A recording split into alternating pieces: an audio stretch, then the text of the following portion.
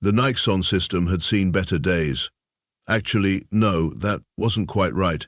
The Nixon system had never seen particularly good days, but today was definitely shaping up to be one of its worst. Floating in the darkness of space, Outpost 42BB, nicknamed the Pebble by local traders for both its size and entertainment value, found itself surrounded by the most impressive collection of warships this side of the Andromeda Gap. The Krelvaxian armada's ships gleamed menacingly, their quantum phase shields creating a subtle shimmer around each vessel that resembled an iridescent soap bubble, if soap bubbles could vaporize planets. On the bridge of the flagship Inevitable Conquest, Admiral Zox'Puul adjusted his ceremonial war sash, ensuring all 17 of his tentacles were properly displayed. 6 of them were currently tapping impatiently against his command console. "Are they responding yet?" he demanded, his voice modulator set to intimidating bass, with just a hint of existential menace. Lieutenant Kraz ducked his eye stalk submissively. "Yes, Admiral, the Outpost administrator is following protocol." Zox'Puul's central eye narrowed. "Put it on screen." The view screen flickered to life, revealing a 3-eyed humanoid with teal skin and an expression of bureaucratic determination that could outlast supernovas. "This is Administrator Jex Lee of Outpost 42B. I am currently processing your surrender demand according to Galactic Regulatory Code, Section 73, Subsection Q, Paragraphs 12.5. Please be advised that all conquest parties must submit Form GF735, B intent to subjugate, in triplicate, along with a minimum of 2 forms of imperial identification and the conquering entity's most recent fiscal quarter tax documentation." One of Zox'Puul's tentacles accidentally snapped a stylus in half. "Administrator," he said, fighting to maintain his intimidating tone, "the Krelvaxian Empire does not submit forms. We have conquered 37 star systems in the past 6 standard months. Your outpost will surrender immediately or be reduced to constituent atoms." Jexley blinked her 3 eyes in perfect sequence, left, right, center. "I understand your position, Admiral, but I'm afraid I cannot process a non-compliant surrender. Perhaps we could start with Form GF7466, Expedited Capitulation for Minor Outposts. It's only 73 pages. In the background, several of Jexley's staff were quietly removing valuable items from their workstations and backing toward the emergency shuttles.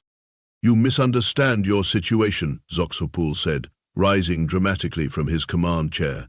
"Your pathetic outpost has no defensive capabilities. Our quantum phase shields make us impervious to any weapon you might possess. There is no force in this galaxy that can challenge the might of the Krelvaxian Empire." As if the universe itself had a sense of comedic timing, alarm suddenly blared across the Krelvaxian bridge. "Admiral," Lieutenant Kraz called out, his eye stalks rigid with surprise. "A ship has just dropped out of FTL at the edge of the system." "Reinforcements?" Zox'Puul's tentacles rippled with anticipation. "Show me." The view screen shifted to display a single ship that could only be described as underwhelming. It was roughly cylindrical, with what appeared to be hastily attached modules bulging from its hull at odd angles. One section was visibly patched with what looked suspiciously like duct tape. The vessel's name was emblazoned on its side in faded lettering, HMS Earl Grey. A ripple of laughter spread across the Krelvaxian bridge. "That's it," Zox'Puul chortled, his war sash fluttering with his mirth. "That's their great defender. It looks like it would fall apart if someone sneezed near it." "We're being hailed, Admiral," Lieutenant Kraz reported, attempting to stifle his own amusement. "By all means," Zox'Puul gestured grandly with 3 tentacles. "Let's hear what this brave little ship has to say before we add it to our collection of space debris." The view screen split, with Jexley still blinking methodically on one side and a new face appearing on the other. A human woman with short black hair and the most casual expression imaginable looked out at them. She appeared to be drinking something from a mug that read, "Universe Okayest Captain." "This is Captain Meredith Chen of the Terran Trade Authority," she said, taking a sip from her mug. "You guys selling snacks at this outpost? Our vending machine broke 3 days ago, and Dave from engineering is getting hangry." The Krelvaxian bridge fell silent, 17 tentacles frozen in mid-gesture. Admiral Zox'Puul's 17 tentacles simultaneously curled into what his species considered the biological equivalent of an outraged fist. "Did that primitive vessel just interrupt my conquest to ask about snacks?" His voice modulator glitched from sheer indignation, jumping 2 octaves higher than his preferred intimidating bass. Lieutenant Kraz nervously adjusted his uniform. "It appears so, Admiral. Our database has limited information on Terrans, but they're classified as a Category 3 civilization, barely spacefaring and generally harmless." "I will not tolerate such disrespect." Zox'Puul slammed 6 tentacles onto his command console, accidentally activating the ship's festive lighting system. The bridge briefly pulsed with party colors before a junior officer hurriedly shut it off. "Target that pathetic vessel and fire all weapons. I want nothing left but floating atoms." "Yes, Admiral." The weapons officer's appendages flew across the control panel, targeting the HMS Earl Grey with Omega-class disintegration beams, quantum torpedoes, and the new superweapon we haven't even named yet. The massive Krelvaxian armada pivoted with military precision. Weapon ports opened across 30 warships, energy building to catastrophic levels. The space around the fleet distorted as the fabric of reality itself prepared to be weaponized against the lone Terran vessel. "Fire!" Zox'Puul commanded, already mentally composing the footnote this would become in his glorious conquest memoir. Beams of devastating energy lanced across space. Torpedoes capable of punching through planetary crusts streaked forward. A reality-warping wave that technically violated 3 laws of physics rolled toward the Earl Grey. And the small Terran ship jerked sideways. Then up, then down, then in a corkscrew pattern that seemed physically impossible and visually ridiculous. The Earl Grey's movements weren't the calculated evasions of a military vessel, but resembled someone button-mashing a video game controller while possibly experiencing a caffeine overdose. "There, Dajin." Lieutenant Kraz's eye stalks crossed in confusion. "Impossible." Zox'Puul sprayed spittle across his console. "No ship can evade a synchronized barrage from 30 warships. Fire again." Another devastating barrage lit up space, with identical results. The Earl Grey bounced around like a rubber ball in zero gravity, occasionally spinning in what appeared to be completely unnecessary pirouettes. The communication system chimed and Captain Chen reappeared on screen. She looked mildly annoyed, like someone who'd found a parking ticket on their windshield. "Whoa, rude. We just wanted some space chips. Is this how you treat all your customers?" She took another sip from her mug. "You guys need to work on your hospitality skills." "How are you doing this?" Zox'Puul demanded, his ceremonial war sash now disheveled from his agitation. "No species possesses technology advanced enough to evade our weapons." "Hold on," Chen said, then glanced off screen. "Rajiv, what's a 9-letter word for diplomatic catastrophe?" The view widened to show the Earl Grey's bridge. Unlike the gleaming, imposing command center of the Krelvaxian flagship, it looked like a cross between a well-used office break room and someone's basement workshop. A dark-skinned man with a neatly trimmed beard sat in the first officer's chair, focused intently on a paper crossword puzzle. "Incident," he suggested without looking up. "No, too short. Imbroglio. That's 9 letters." "Thanks," Chen replied, before turning back to the communication screen. "Sorry about that. Where were we? Oh, right. You were trying to blow us up." Another officer, her uniform jacket unbuttoned and name tag reading Kowalski, was casually eating a sandwich with her left hand, while her right danced across a control panel labeled Defense Systems in what appeared to be handwritten marker. "Captain," Kowalski said between bites, "they're charging weapons again. Should I activate the deflectors or just keep dodging? The dodging is giving me motion sickness with this tuna sandwich." "Deflectors, please," Chen nodded. "I'd rather not have Dave's lunch come back up." Zox'Puul was nearly apoplectic. "You are interfering with an official conquest operation of the Krelvaxian Empire. Identify your purpose immediately." "Look," Chen sighed, setting down her mug on a console that had a suspicious coffee ring stain already in place. We're just passing through on our way to a diplomatic thing. We didn't realize we were interrupting your," she waved vaguely, "whatever this is. We've been in deep space for 3 weeks, our vending machine broke and we're short on supplies. We saw this outpost and thought, hey, snacks." That's literally it. The Krelvaxians had never encountered humans before, and their casual attitude in the face of overwhelming firepower was baffling.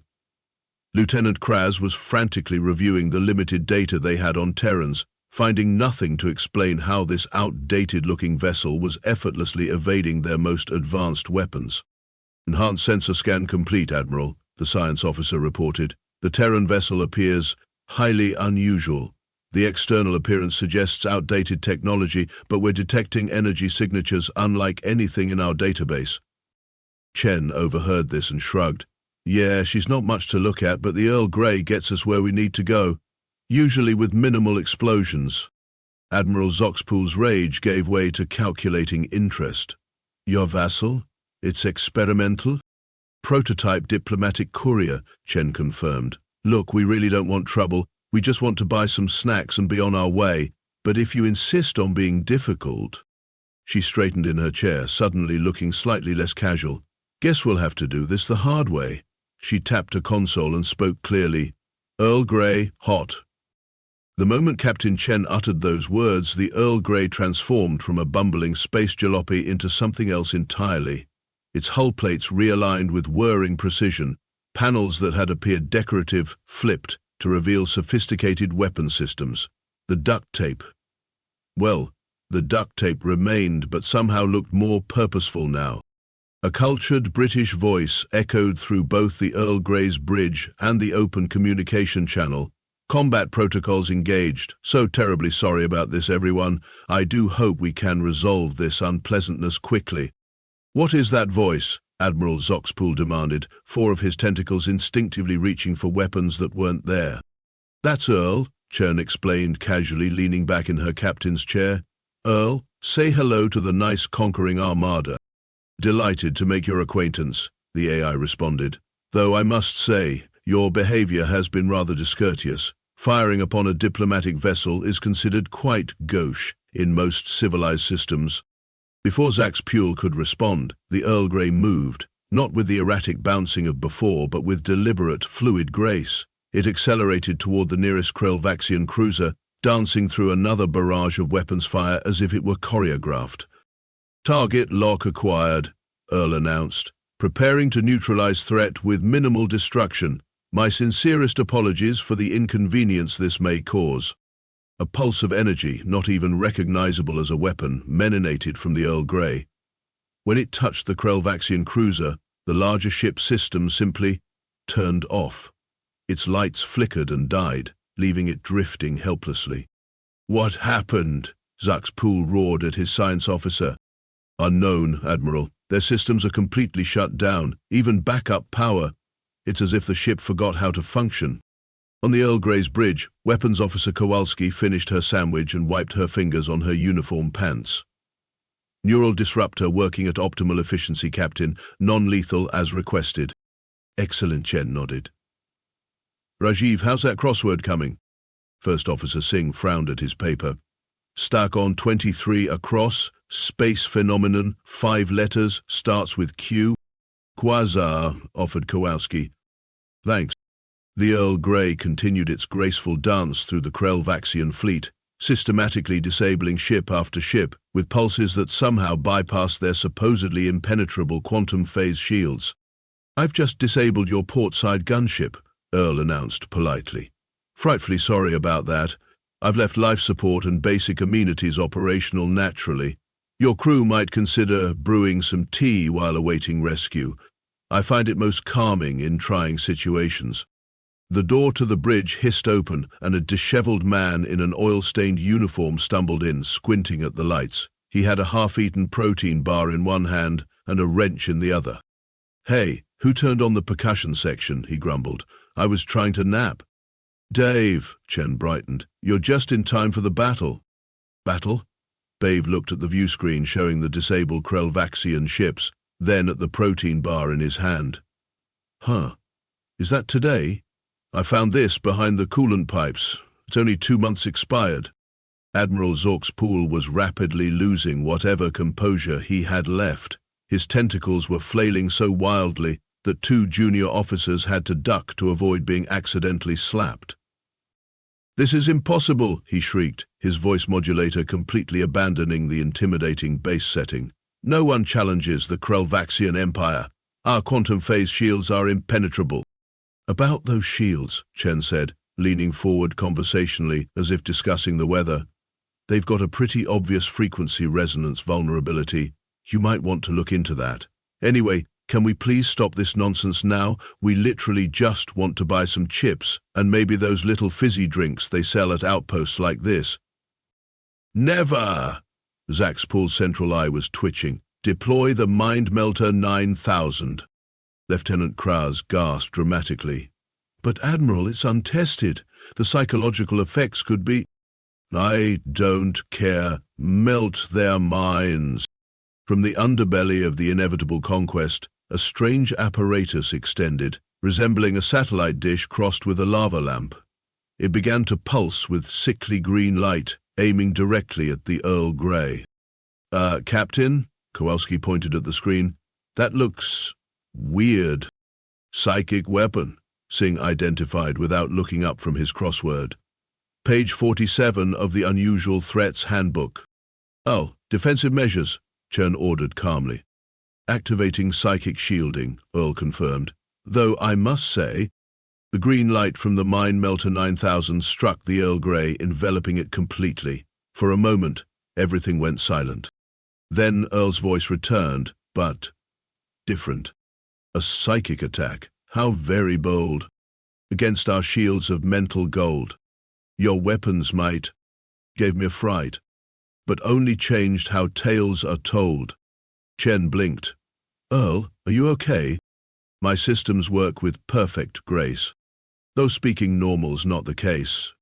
Each phrase I say must come this way. A limerick's form I must embrace." Dave snorted, spraying protein bar crumbs. "That's actually an improvement." Meanwhile, on Outpost 42B, Administrator Jexley had abandoned all pretense of processing surrender forms. She and her remaining staff were crowded around the main view screen, watching the battle with a mixture of awe and delight. "Are you recording this?" Jexley whispered to her assistant. "Every second," the assistant confirmed, adjusting the capture settings. "This is going to get so many views on StarTube." Back on the Earl Grey, Chen was getting creative. "Kowalski, deploy the buoys." "The party boys, Captain. Really?" "Absolutely." Kowalski shrugged and pressed a sequence of buttons. The Earl Grey released a dozen small spherical objects that drifted toward different sections of the Krelvaxian fleet. They looked ominously like mines. "Incoming explosive devices," a Krelvaxian sensor operator shouted. "Brace for impact," Zox'Puul commanded. Instead of exploding, the boys activated with a pulse of light and began playing music. The opening notes of Rick Astley's "Never Gonna Give You Up" echoed through space, transmitted directly to the communication systems of every Krelvaxian ship. "What is this psychological torture?" Zox'Puul demanded, his tentacles covering various sensory organs. "We call it Rick-rolling," Chen explained, "an ancient Terran tradition." As 3 more Krelvaxian ships were disabled by Earl's polite but effective attacks, Chen noticed their coffee maker starting to overflow. "Dave, the coffee maker's doing that thing again." Dave glanced over. "Oh, yeah, it's overcharged from the power surge. Might as well use it." He casually detached the coffee maker from its station, carried it to an auxiliary control panel, and connected it with a series of cables that definitely weren't in any technical manual. "Coffee-fueled defensive pulse ready," he announced, then pressed the brew button. A massive wave of energy erupted from the Earl Grey, temporarily disrupting the weapons systems of every remaining Krelvaxian ship. "The technical term is caffeine-enhanced electromagnetic disruption," Dave explained proudly, "but I call it the espresso shot." On the view screen, another Krelvaxian cruiser appeared, moving to firing position. "Ooh, that one looks annoying," Dave muttered. He rummaged through his pockets, pulled out a socket wrench, and threw it at the view screen just as the cruiser fired. Inexplicably, at that exact moment, the cruiser's main power grid failed. Direct hit. Dave pumped his fist, then took another bite of his protein bar. Chen raised an eyebrow. That's the fourth time that's worked. That can't be a coincidence. Dave shrugged. I've got a knack for timing. Your fleet is nearly incapacitated, Admiral. Chen addressed Zox'Puul, whose flagship was now one of the last vessels still fully operational. Can we please stop this and just conduct some normal commerce? I promised everyone ice cream if we make it to the diplomatic summit on time. The Earl Grey's limerick-speaking AI chimed in. Perhaps now you'll cease this attack and let us buy snacks for our pack. We're really quite nice. We'll even pay twice, if you'll just cut us humans some slack. Admiral Zox'Puul's 17 tentacles had gone completely limp with disbelief. Admiral Zox'Puul sat alone on the bridge of the inevitable conquest. Well, not entirely alone. Lieutenant Kraz and a handful of officers remained at their stations, but the once proud flagship felt eerily empty with most of the crew evacuated to the ship's escape pods. 29 of his 30 vessels drifted powerless in space, their quantum phase shields, previously thought invincible, proving about as effective as tissue paper against the Earl Grey's baffling technology. His 17 tentacles lay limp around him, all pretense of intimidating posture abandoned. After a long moment of silence, broken only by the occasional error beep from damaged systems, he raised his central eye to the communications officer. "Hail the Terran vessel," he said quietly. Captain Chen appeared on screen almost immediately, now eating what appeared to be a protein bar she'd cadged from Dave. "Hey there, ready to let us dock and buy some snacks?" "Who are you people?" Zox'Puul asked, his voice modulator reset to its factory default, a surprisingly mild tenor. "What empire do you represent? How did you develop technology capable of defeating our quantum phase shields? I demand to know your secret." Chen tilted her head, looking genuinely confused. "Secret? We don't have any secrets. We're just a diplomatic courier service. This is literally our worst ship." A stunned silence fell over the Krelvaxian bridge. "Your worst ship," Lieutenant Kraz repeated weakly. "Well, yeah," Chen gestured around her bridge with the protein bar. "The Earl Grey is what we use for low-priority runs. She's been scheduled for decommissioning for like 3 years now, but the paperwork keeps getting lost." "That's impossible." Zox'Puul's tentacles regained some animation. "The technology you've displayed is far beyond anything our intelligence has recorded for the Terran Empire." Chen snorted, spraying protein bar crumbs. "Terran Empire, is that what you think we are?" First Officer Singh looked up from his crossword. "Should I tell them?" "Go ahead," Chen nodded, brushing crumbs from her uniform. Singh cleared his throat.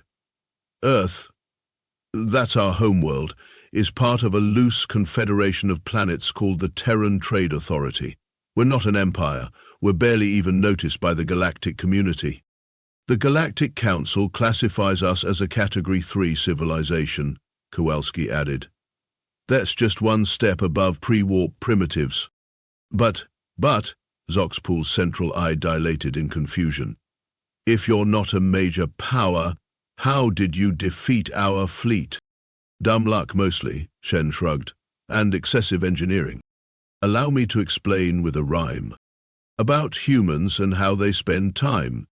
Earl chimed in helpfully. "They plan for the worst. Safety-minded they are from the first, making ships that survive space and time." "What Earl's trying to say," Chen translated, "is that humans evolved on what the Galactic Council calls a death world." "A what?" Zox'Puul blinked. "A planet with extreme environmental conditions," Dave explained, wandering into frame with a toolbox. "Apparently most sentient species evolve on nice, stable planets with minimal radiation, predictable weather, and very few predators. Earth is not that," Singh added dryly. The view screen split to show archival footage, hurricanes devastating coastlines, volcanoes erupting, predators hunting prey, radiation warnings, and other terrestrial hazards. "So we got really, really good at planning for worst-case scenarios," Chen continued. "When we started building spaceships, we just kept doing that." The screen shifted to show a flashback of the Earl Grey under construction. A harried-looking engineer was arguing with a supervisor in the shipyard. "But we don't need quadruple redundancy on the life support systems," the supervisor protested. "What if the first 3 backups fail?" the engineer countered. "Better safe than sorry."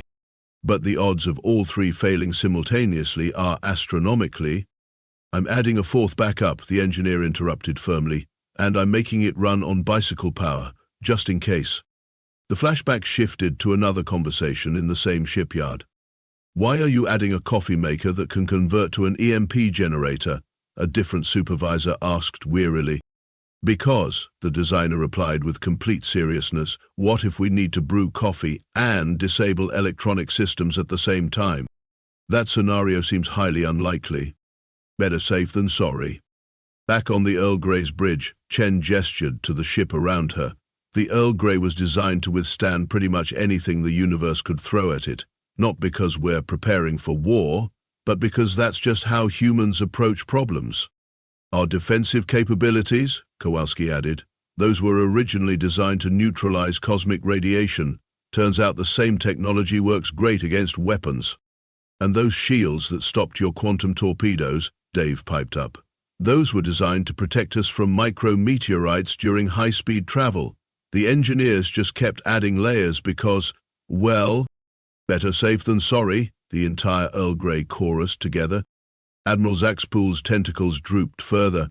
"But the Terran Trade Authority, it sounds like a governmental body." Chen laughed. "It's basically a space post office. We deliver diplomatic packages, facilitate trade agreements, and occasionally rescue stranded ships. I'm not even a military captain. I used to work in package routing before they promoted me to ship command." "But why are you even in this sector?" Lieutenant Craze asked, struggling to process this information. Chen sighed. "We're on our way to the Galactic Council headquarters. We're applying for full membership. Again." "For the 47th time," Singh added, not looking up from his crossword. "We keep getting rejected for cultural incompatibility. Apparently our habit of preparing for the apocalypse makes other species nervous," Kowalski explained, propping her feet up on her console. "They think we're paranoid warmongers." "Which is ridiculous," Chen said. "We just like being prepared." "A broken vending machine caused all this?" Zox'Puul's voice was barely audible. "Pretty much," Chen nodded. "We've been in deep space for 3 weeks, our supplies are running low, and Dave gets cranky without snacks." "Speaking of Dave," Singh raised an eyebrow at the engineer, "shouldn't you explain your situation too?" Dave, who was currently using a wrench to scratch between his shoulder blades, looked up. "Oh, right. I'm not actually part of the crew." "What?" Zox'Puul's central eye widened. "Yeah, I'm an intern," Dave grinned. "I won the annual ride-along with a courier contest. My actual job is fixing vending machines at the Terran Trade Authority headquarters. This is my vacation." Zox'Puul stared silently at the screen for a long moment. "So the Terran who's been throwing wrenches at his view screen and causing my ships to malfunction is a vending machine repair technician on vacation." "Yup," Dave beamed proudly. "I'm having a great time."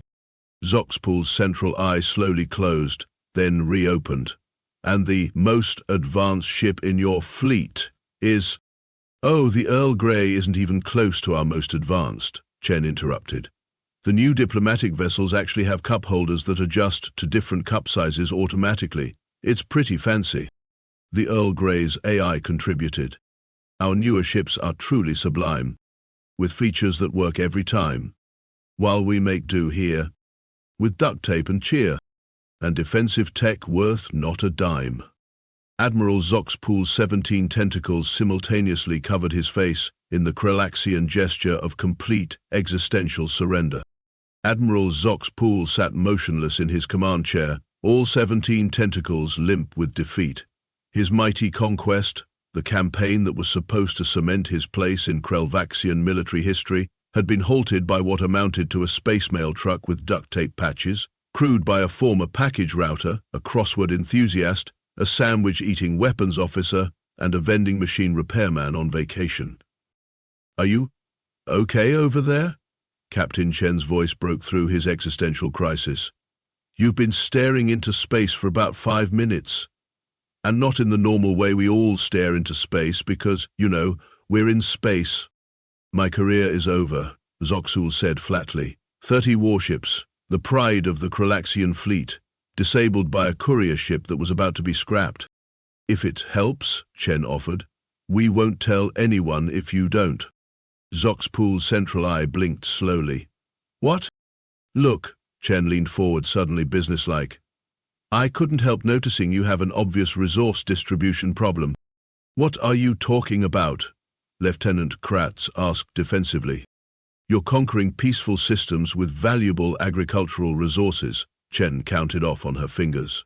Your ships are heavily armed, but your supply vessels are understocked, and, she wrinkled her nose, no offense, but your troops look malnourished, classic signs of a food shortage. The Krelvaxian bridge fell silent. How did you know? Zox'Puul asked quietly. I used to route packages, remember? You get good at spotting resource imbalances, Chen shrugged. Plus, Dave had a theory. Dave waved cheerfully from the background. Your quantum phase shield technology has the same emission pattern as our atmospheric containment fields. You're trying to create artificial environments, right? Let me guess, your homeworld's agricultural system is collapsing?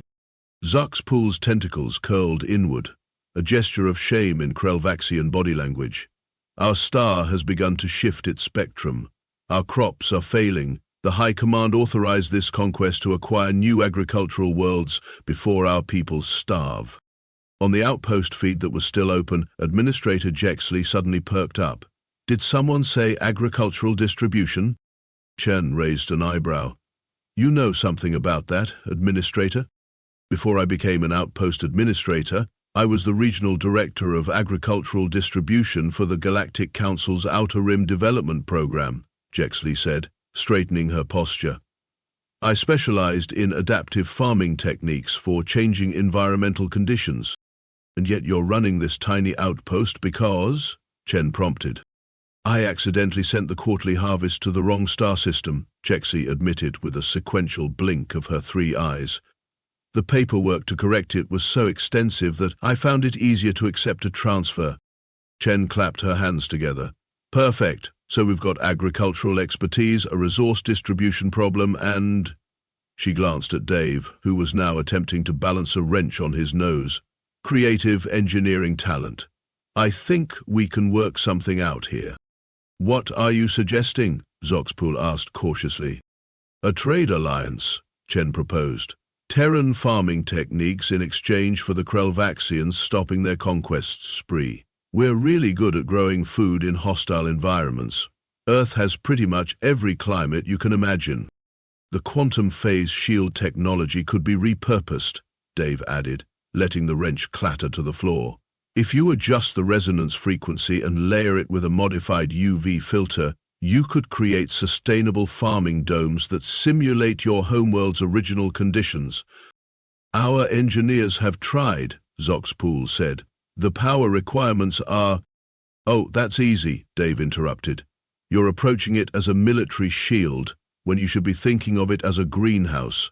I could sketch out the modifications while we wait for our snacks. Admiral Zox'Puul looked around at his defeated fleet, then back at the ridiculously capable Terrans with their patched-together ship. I suppose, he said slowly, I could present this to the High Command as a strategic resource acquisition rather than a military defeat. That's the spirit, Chen grinned. Now, about those snacks. 1 month later. The great chamber of the Galactic Council hummed with the voices of 1,000 species as delegates from across the galaxy gathered for the quarterly membership vote. Captain Chen, now wearing a formal uniform that looked suspiciously like her regular uniform but cleaner, stood nervously with her crew. Application number 47, she muttered. Maybe this time. The head counselor, a crystalline entity that communicated through light pulses, called for attention. We now consider the application of Earth and the Terran Trade Authority for full council membership. A ripple of whispers spread through the chamber. Before we vote, the head counselor continued, I note that we have received an unexpected endorsement from the Krelvaxian Empire. Admiral Zox'Puul himself has requested to speak. Zox'Puul glided forward, his 17 tentacles now arranged in a formal diplomatic pattern. Esteemed council members, the Krelvaxian Empire strongly endorses Terran membership. Their agricultural expertise has saved our homeworld from famine, and their unique approach to problem-solving has proven invaluable. After the vote, which passed with an overwhelming majority, a jellyfish-like council member floated up to Chen. "Most impressive, Captain," it burbled. "Everyone has been wondering how your small civilization managed to pacify the mighty Krelvaxian Empire when our diplomatic envoys have failed for decades." Chen shrugged. "Honestly, I think everyone was just hangry." Back on the Earl Grey, the crew celebrated their diplomatic victory. The ship had received a special commendation from the Galactic Council, an ornate crystal plaque that Singh had immediately repurposed as a coaster for his coffee mug.